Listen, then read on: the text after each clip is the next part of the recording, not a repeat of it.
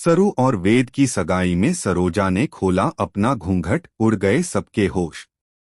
जी हाँ दोस्तों, सीरियल सरू का आने वाला एपिसोड बहुत ही मजेदार होने वाला है और इसमें आपको ऐसे ट्विस्ट और टर्न्स देखने को मिलेंगे जो आप सोच भी नहीं सकते। आखिरकार वह घड़ी आ ही गई जिसका इंतजार दर्शक लंबे समय से कर रहे थे। सरू और वेद की सगाई का शुभ अवसर पूरे परिवार की मौजूदगी में हो रहा है। चारों तरफ खुशियां बिखरी हुई हैं, ढोलनगाड़ों की आवाज गूंज रही है और सब लोग सज-धज कर इस मौके को यादगार बनाने में लगे हुए हैं। सगाई के दौरान पंडित जी चंद्रकांत से कहते हैं कि अब बेटी को चुनरी ओढ़ाकर रस्म पूरी कीजिए। चंद्रकांत जैसे ही अपनी बेटी को चुनरी ओढ़ाने जाते हैं, तभी अचानक वह चुनरी उनके हाथ से फिसलकर नीचे गिर जाती है। पूरे हॉल में एक पल के लिए सन्नाटा छा जाता है।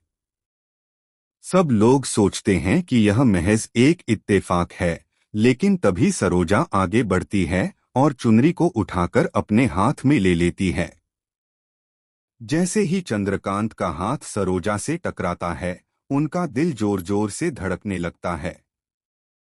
उन्हें एहसास होता है कि यह कोई साधारण औरत नहीं है, बल्कि वही है जिसे उन्होंने बरसों पहले खो दिया था।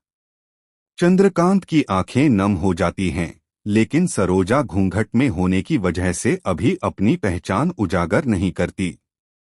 तभी माहौल और भी तनावपूर्ण हो जाता है जब तारा अचानक सवाल उठाती है, इस लड़की की मां कहाँ है? मां के बिना मैं अपने बेटे की सगाई इस लड़की से नहीं करा सकती। अन्नपूर्णा जी बड़ी मासूमियत से जवाब देती हैं कि इसकी मां का पता आज तक नहीं चल पाया। यह सुनकर तारा गुस्से में लाल हो जाती है और पूरे परिवार के सामने ऐलान कर देती है कि मैं वेद की जिंदगी किसी ऐसी लड़की के साथ नहीं बर्बाद कर सकती जिसकी मां का कोई अतापता ही न हो। यहीं से असली ड्रामा शुरू होता है। सरू की आंखों में आंसू भर आते हैं, वह असहाय नजर आती है, लेकिन तभी सरोजा अपने घूंघट को धीरे धीरे उठाती है। जैसे ही घूंघट उठता है, सब लोग अवाक रह जाते हैं। पूरा परिवार हक्का बक्का खड़ा रह जाता है, क्योंकि सामने वही औरत खड़ी है जिसे सबने सालों पहले मरा हुआ समझ लिया था। सरोजा जोर से कहती है, यह सरू मेरी बेटी है और मैं ही उसकी मां सरोजा हूं। यह सुनकर पूरे हॉल में हलचल मच जाती है। तारा सन्न रह जाती है, चंद्रकांत की आंखों से आंसू रुकने का नाम ही नहीं लेते। मां बेटी का यह मिलन हर किसी के दिल को छू जाता है, लेकिन यह कहानी यहाँ खत्म नहीं होती। असली झटका तब लगता है जब सरोजा सबके सामने यह राज खोलती है कि उसकी गुमशुदगी के पीछे कोई और नहीं बल्कि तारा का ही हाथ था।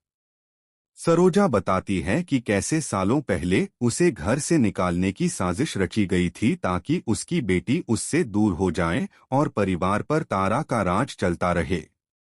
यह सुनकर सभी दंग रह जाते हैं और तारा की पोल खुल जाती है।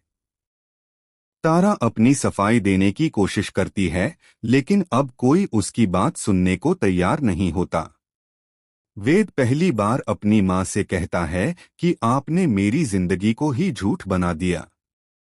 अब सवाल यह है कि क्या वेद और सरू की सगाई हो पाएगी या तारा कोई नया खेल खेलेगी? क्या सरोजा को आखिरकार परिवार में वह इज्जत मिलेगी जिसकी वह हकदार है, या फिर उसके लिए नया संघर्ष शुरू होने वाला है?